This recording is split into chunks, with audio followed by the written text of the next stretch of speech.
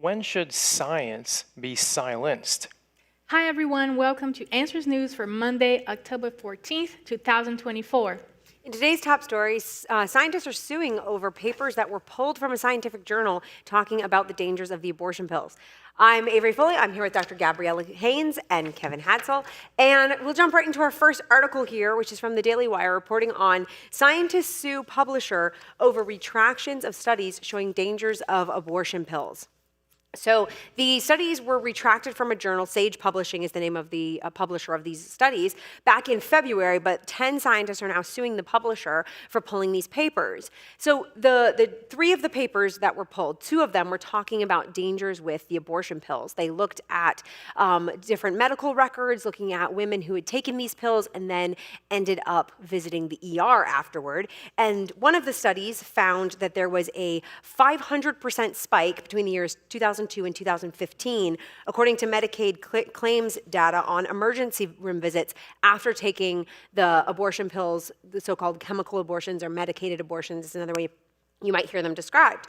So that was one of the studies that was pulled, and was pulled seemingly for no good reason, not because the data was found to be false, but one person made a complaint and all of the studies were pulled. So these scientists are arguing this is just political bias. They don't like the results of the study, that it calls into question the so-called right to abortion, that these abortion pills are safe as Tylenol, as often is said. It calls into question those claims. They don't like the results. They pulled the study. So when you look at studies like this, and you hear, though, the pro-choice side, they're always like, oh, we believe in women and women's health care. But then those same people will pull studies that show that these are dangerous to women simply because they don't like the conclusions of the study. So really, it's nothing about wanting women to be healthier. It has everything to do with, no, we just want to allow women to be able to kill their children as easily and with as few consequences as possible. We don't actually care about their health or their safety. Yeah, and we have seen this in the scientific field a lot, also related to creation scientists. And one of the reasons why this person complained about the studies, and also because the authors were affiliated with a pro-life organization. So just because they were affiliated with this pro-life organization, when they saw the paper, it's like, no, we don't want your paper. We're just going to just retract your paper here, and we don't want this information to be. And what we were discussing there, just leave the information there, and then people can make their own decision. But now just retract the information and make people now be aware of the consequences of some of those pills. And as they used to say, like, oh, Tylenol, it's fine. Well, Tylenol has a lot of side effects, as any other medicine. So they're just saying, like, oh, not this one. This one, it's all good, no problem, it's all fine. So it's just important for us to understand that there's a lot of there's a lot of agenda hidden in decisions like that. Science isn't neutral. No, it's not neutral at all. So we have to be aware of those things, and not just see science as something that was just going to be the king of the reality and of the truth, which is not at all. Science doesn't do anything. Science doesn't say anything. Scientists, they have agenda, they have worldview, they have everything behind their actions. So we have to be aware of that. It goes to show the passion to which humanists are pro-abortion.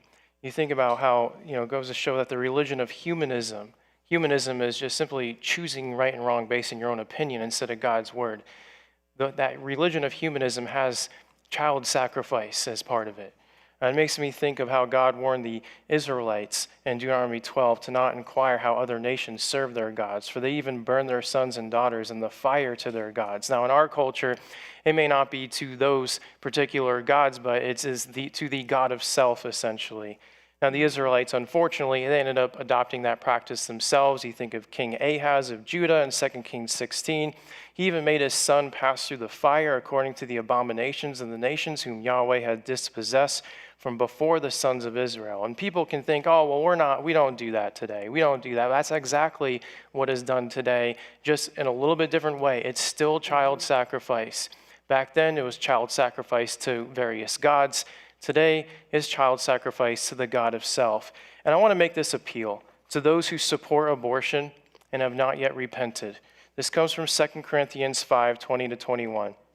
So then, we are ambassadors for Christ as God is pleading through us.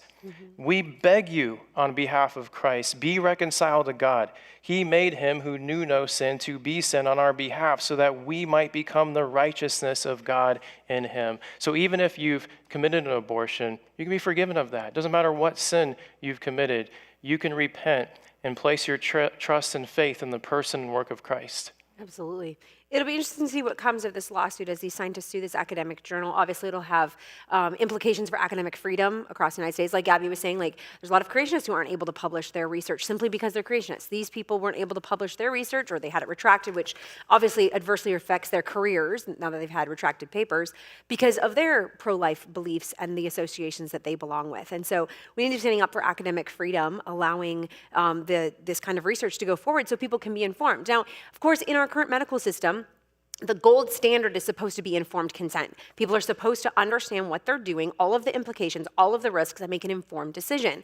But and many of the so-called pro-choice people are very much for informed consent until it comes to abortion. Then all of a sudden it's like, we don't want them to know what's really going on. We don't want women to understand the risks. We don't want to allow papers that actually show some of those risks to be published. We don't want any of that because it might dissuade some women. It might put barriers up for them to choose abortion. And really, you just see the absolute bloodthirst of these people that want as many children as possible to be killed. And they will take any measures in order to be able to do that while saying, oh, we're on the side of science, we're on the side of women. No, you're not, because you're purposely standing in the way of women understanding what's happening and understanding the risks that are associated with these chemical abortions that end the life of an unborn child. So even if it is totally safe for the woman, which it isn't, but even if it was, you're still ending the life of an unborn child. It's completely unsafe. It's absolutely deadly for that child that's being starved in the womb and then expelled. So it's absolutely tragic, and we need more researchers that are willing to show some of the harms, and hopefully that will put some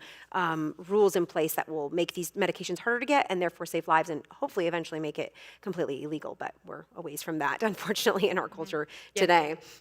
All right, this next study comes from another science reporting station, which is talking about want modern proof of evolution, look at the elephants of Mozambique. So I know you'll all be shocked by this when I reveal this study. Guess what the elephants evolved into? Elephants. Wow. It was very shocking. We couldn't believe it. We were like, whoa. This defies everything we thought. No, actually, it was just an example of natural selection being sped up by humans. It's basically what it is. So this has a little bit of backstory in that between 1977 and 1992, there was a very bloody civil war in Mozambique. A lot of people lost their lives. I think it was over 1 million people lost their lives. And also the biodiversity of the region was absolutely just devastated by this conflict. A lot of creatures were killed, a lot of, particularly elephants were killed, and their tusks were harvested and sold in the black market in order to fund the ongoing civil war, right? So the elephant populations were decimated. Well, some female elephants are born without tusks because, I believe it's because of a mutation on a specific gene. Now, those elephants weren't killed because they didn't have tusks to harvest, right? And so now, in the years following this conflict, the elephant population in Mozambique has shifted, and now there are about 50% of the female elephants are tuskless, as opposed to only 18% prior to the war. So they're saying that that is an example of evolution in action, right there. What do you guys think? Well, Does it blow your minds? well, oh yeah. I was just like, it just changed my life. I read it, and that's one of those papers that I read, and you probably noticed already, I have a little bit of accent. I'm from Canada. I'm kidding. That's me. I'm from Brazil. And I was just like, sometimes I read things, and I was just like, am I reading what I'm reading? It's my English working, or it just messed up? And then I realized, like, it's not me messed up, it's the paper messed up. Because they're just equivocating the words here. They're using natural selection, equivocating to evolution. And it has nothing to do with evolution, nothing to do with evolution. Actually, they're losing information. They're not gaining anything. And the changes are just within the kind. The kind, yeah. Just the kind. It's not an elephant going and just becoming and turning into a bird, you know. Right, no change of kind whatsoever. Yeah, it's no change of kind at all. So we have to be aware that when they're talking about those things, they're so deceived. that they are deceiving. You know, because here, I mean, I can't believe that someone reading this paper cannot understand that what I'm talking about is totally different things here. There's no evolution. There's no change happening in the way that they believe that evolution happens, you know? Yeah. No upward change. No upward change. It's just they're losing information and they're getting weaker. You know, I mean, they're just, that's how it's happening. Tusks do provide a survival advantage. Absolutely, yeah. So that's the biggest point that. Yeah, it makes me think of the blind cavefish. The blind cavefish is a fish that it mutated, it lost its eyeballs, but it survives fine in a cave. And some people call that as evolution in action. But that's a downhill process. That fish lost its eyeballs. What you'll never observe is an originally blind organism evolving eyeballs, in which that kind never had eyeballs before. And so what are we observing here? Female African elephants that are born without tusks. Again, it's a downhill process. It is not an uphill process. They also mentioned that male fetuses with a mutated gene are unlikely to survive pregnancy, as unlike females, they don't have a second X chromosome to counteract that gene. And again, it's showing that it's deleterious. It's a loss of information. Things are distorted. Things are messed up. That's exactly what we expect in the biblical worldview. God created all the genetic information to begin with, but because of the fall, we have mutations. Information can get distorted. But also because of God's creativity, we can have reshuffling of genes that enables organisms to survive in different environments. And the other thing that they mention is natural selection can sometimes hit hard and fast. It's also an important reminder that some of the most punchy evolutionary forces don't just stem from cataclysmic upsets in the natural world, but from the actions of humans. This is nothing new. Just think about dog breeding or horse breeding, right? There's natural selection and then there's unnatural selection when you think about human influence. But in either case, it's simply selecting what genes already are there, already exist, that God created. Natural selection, unnatural selection cannot create new genes. It can only select for what already exists. And it's important to note that when textbooks present evidence for evolution, when science programs, things like that, they're always going to give examples. Sometimes they're not quite as like in your face as the elephant one here, but they're always going to give examples of natural selection. And then they're just going to call it evolution every single time. So you have to be aware of that. Sometimes it's a little bit more subtle and you have to kind of think about it a little more, but it's always going to be stuff like this. And they'll be like, we've just observed evolution in action. No, the information already existed. It's just, like you said, either a reshuffling or a loss of information or the corruption of information by mutation. That reminds me a class that I have to take. Not that I had to take, because I chose to take that class. It's on the evolution. It was taught by a big evolutionist. He hated Christian and creationist, and he was my professor. And he was teaching about evolution. And I was like, I want to learn about evolution more. So I want to take this class. And I bought the book and everything, and I was learning about evolution there. Just the changes in flies. And I was like, where is the dinosaur that comes from these flies? Where's the change of kind? Where's the change of kind? And it's just like flies changing to flies. And I was like, there's no evolution here. But the way that he was teaching was like, yeah, this is evolution. I was like, they're not hearing themselves? What they're interpreting saying? it through their worldview. Yeah. Yep. So it's just funny because you were talking about it, and I was just thinking about my class. And took you back to your college days. Yep, my college days. Yeah, that is true. All right, this next one. In Odd Galaxy, NASA's Webb finds potential missing link to first stars. So it seems like at least once a month on this show, we talk about something from the James Webb Space Telescope because it's always finding cool things. And it's continuing to find things that are unexpected, and they call this one an unprecedented discovery. It's a galaxy with an odd light signature, which they attribute to its gas outshining its stars. So here's a picture here of this. And I'm sure when you look at that, you're like, wow, that is unprecedented. Okay, to us, it's like, okay, I don't know what I'm looking at. Kevin, tell us what we're looking at here. Sure, what we're looking at is apparently it is the nebula gas in this galaxy that is shining really brightly.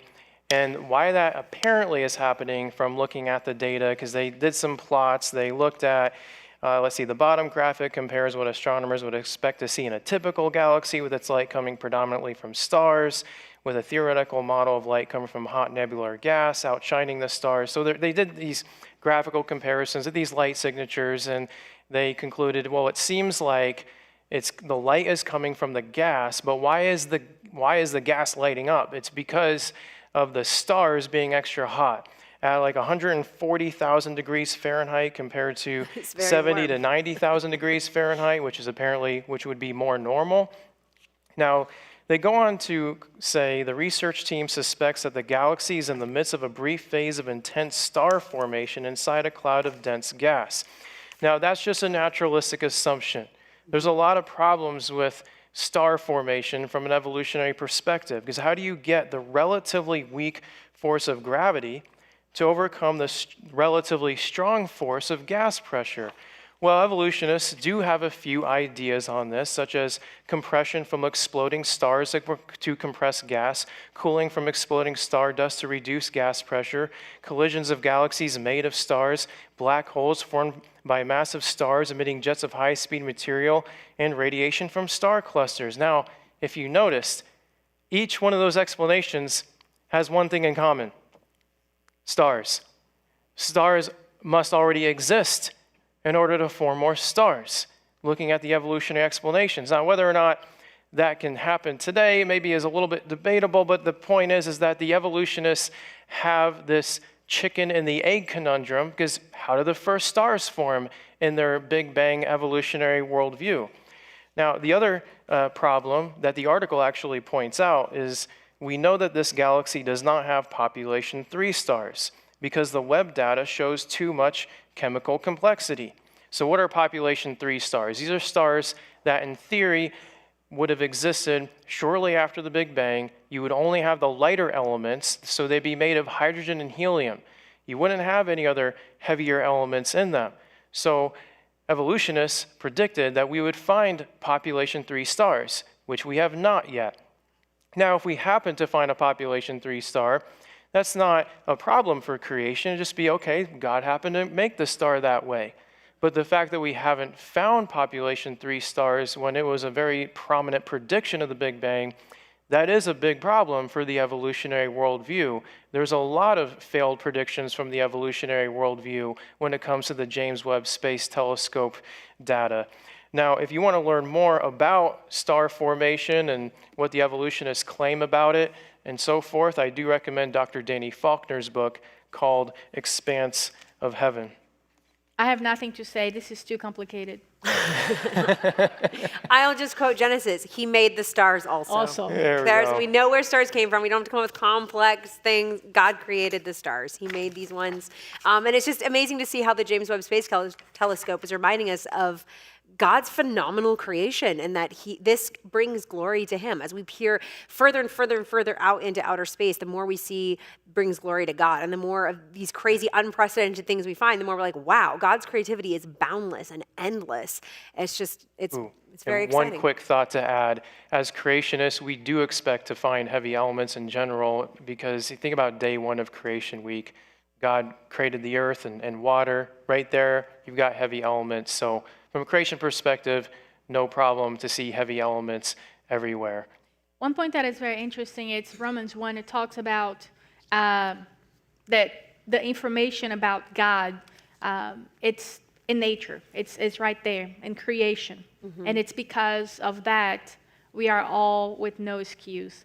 So the more that people learn about the James Webb, the more that they're involved with the studies, we have to pray for them that this information can bring them to God and not away from God. Because if that's the case, they're not going to have any excuse, because they're studying right there the whole thing, the heaven, the glory of God right there. This next one comes from the Christian Post. Thousands of sex change surgeries performed on minors in 5-year period database. So this is based on basically a new database that's documenting the incidence of gender transition procedures on minors. So an advocacy group called Do No Harm is the one that put out this database showing, okay, look what's going on with minors all across the United States who are having these surgeries, having these hormones given to them. They found that 13,994 minors underwent some form of sex change treatment between 2019 and 2023. A total of 5,747 surgeries were performed, so that's the removal of perfectly healthy body parts to make the body match with the mind, and 8,579 received either cross-sex hormones or puberty-blocking drugs, which, if those two are both taken, render someone completely sterile when they are very young, a minor, and certainly are not able to make a life-altering decision like sterility at that age. And they found that when they added all these treatments together, it generated a revenue of over $119 million. Yeah. So not petty change we're talking about here, right? And then they went on to say that a total of 62,882 sex change prescriptions were written. So I don't know whether that is including like therapists and things like that added into that total. But we're talking a lot of minors. A lot of minors are being affected by this, which all the items we've talked about on Answers News over the last, since 2019, of the prevalence of gender theory, all this gender ideology being taught in public schools, being pushed through the media, being pushed through preschool programming, that's geared towards 2 to 3-year-olds, 4-year-olds, is very obvious why the numbers are rising so steadily, is because confusion is literally being planted into the minds of these children. So it's no shock we see the numbers coming up. But when you see a number like 62,000 young image bearers of God, confused about whether they are boys or girls, who are taking, many of them, permanent steps they cannot go back from when they are just a child. It's just heartbreaking. It's absolutely heartbreaking. And as the article points out, this is a massive medical experiment on a generation of children. And that's why Do No Harm is doing this, is because they're like, no, physicians are to do no harm to their patients, and they are literally experimenting on them. None of this has been precedented before, so this is a massive experiment on all of these children. There's also some instance that the school does not tell the parents what's happening, and the parents, when they realize what's happening, sometimes it's just already too late. And I was watching something that was just released about an instance like that, and the mom was talking because she lost the care of her child. Custody, yeah. She lost the custody of the child. And she wasn't in one of those parades, and she was just like using her testimony, to kind of tell people, hey, there's something wrong happening. And she was crying while she was describing what she has been going through with her daughter in this LGBT parade. And what they were saying, it was just like, the people in the parade was like, cry more, cry more, cry more to the mom. And it's just so sad. And so it's so hard to see that what they're talking about is like, oh, it's gender dysphoria. But it's just hard to think that only 4 years. Only 4 years. So many thousands of little kids are having the same problem. It's just really hard to see that. Or is it the school and the teachers and the people around them just kind of they're consuming online. The content that they're consuming, the social media, the music, the books, the movies, the TV shows that they're watching, it's just telling them things that they're not real. And this makes me think of the anorexia craze of the 80s and 90s, when so many young women were struggling with eating disorders. And the standard model of care was not, oh, these young women feel like they are overweight. Let's affirm what they think about themselves. Let's get them a gym membership. Let's put them on a real calorie restrictive diet. Let's help them to make their bodies, they feel like they're overweight. Let's help them to continue to lose weight. No, the standard model of care was something's wrong with your mind. Your body is sick. It's failing. You need calories. You need to start eating. We got to help your mind to heal so that you're not going to kill yourself. Your body's literally not going to die because of this. The standard model of care when it comes to gender stuff is the complete opposite. It's like, no, we're gonna mutilate your body and give you these hormones that they talk about some of the side effects these drugs have. Talking about the puberty blockers give osteoporosis to young people, mood disorders, seizures, cognitive impairment. And then when you add those cross-sex hormones, sterility. And then the cross-sex hormones can give you increased risk of heart attack, stroke, diabetes, blood clots, and cancers throughout their lifespan. And these are children they're giving these to, healthy children. So instead of trying to correct their mind to match with their body, it's like, no, let's destroy the body to match up with the mind. And that's completely backwards. And in a biblical worldview, we look at this and we understand we live in a sin-cursed, broken world. People are genuinely going to struggle with things like identity in all kinds of different ways.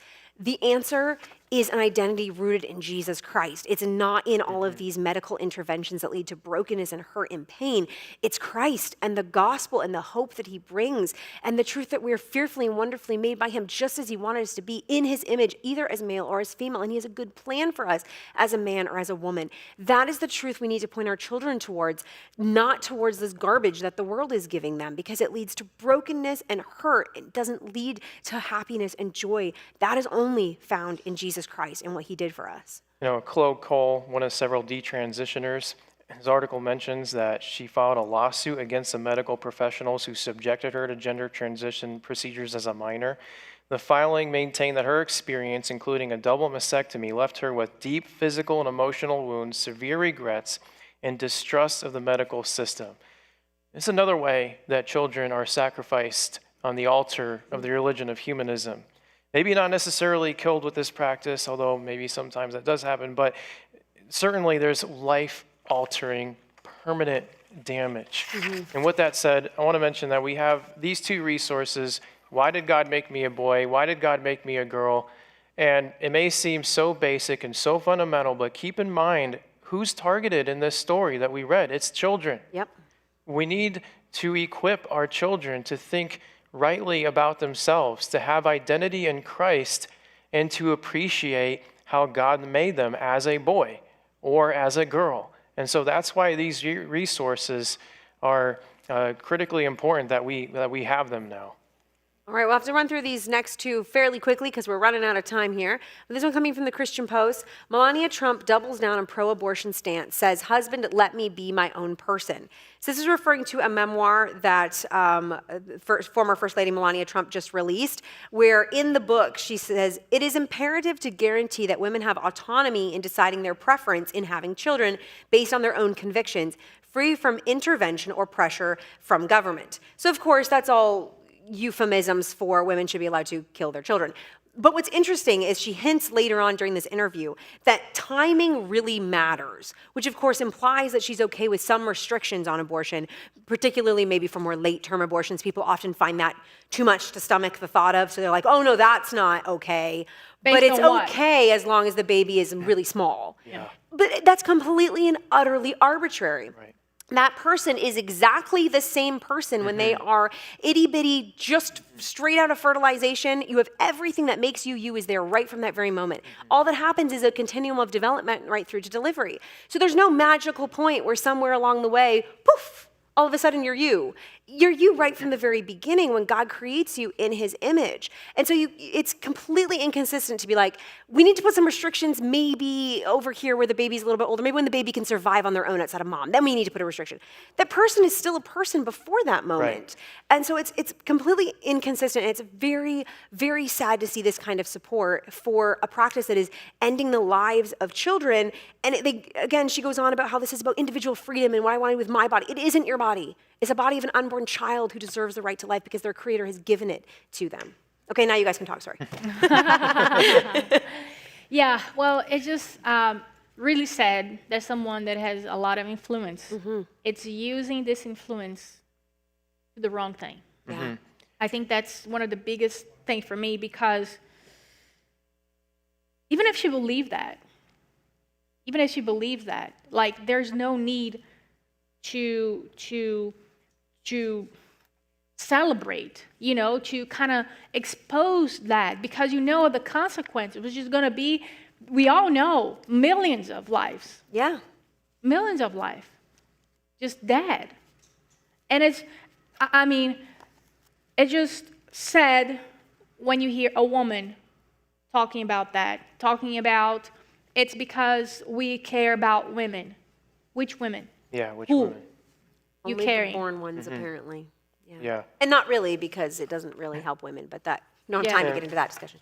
At the end of this article says, while pro-life advocacy organizations have expressed concern about Melania Trump's beliefs about abortion, some have acknowledged that the election still amounts to a choice between Trump and the outspoken abortion rights supporter Vice President Kamala Harris. Now, I pray for the Trump family that they become born again and wholeheartedly pro-life. We're not trying to, bash them by any means, but we do still believe that the choice for Christians in this election is clear, even though it's not ideal. And I want to point out that on the Ken Ham YouTube channel, not our regular Answers in Genesis YouTube channel, but find the Ken Ham YouTube channel.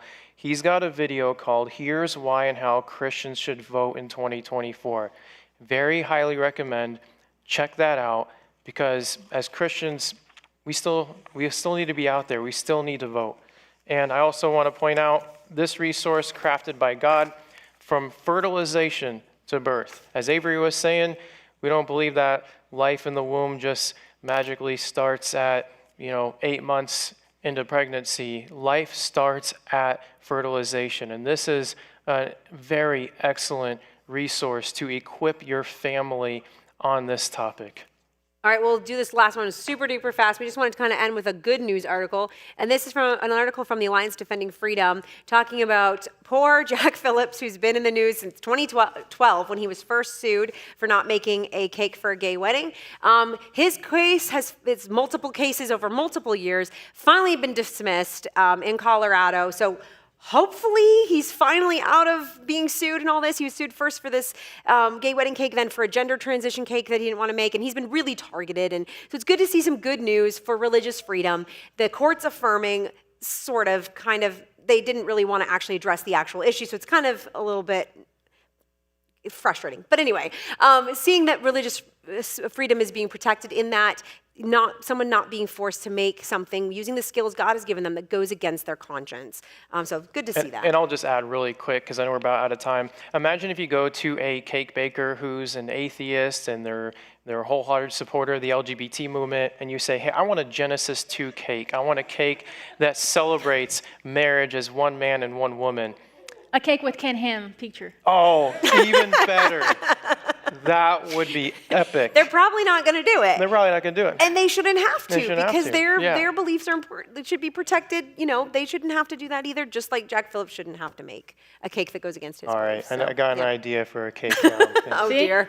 All right, well, just to wrap up here, I've got two events, or two things I want to let you know about real quick. One is our True Christmas concert coming up on December 14th at the Ark Encounter from the Creation Choir and Orchestra. This is going to be amazing, beautiful classical music with a choir and special singers who are coming in for that. A lot of beautiful Christmas carols and things. So make sure you make plans to join us for our Christmas programs, including this special concert. And then speaking of music, True Song, our resident artists, do have a new single out called He Is Jesus. They're a great band. If you haven't heard them, they perform at the Ark and the Creation Museum on a regular basis. Guests absolutely love them.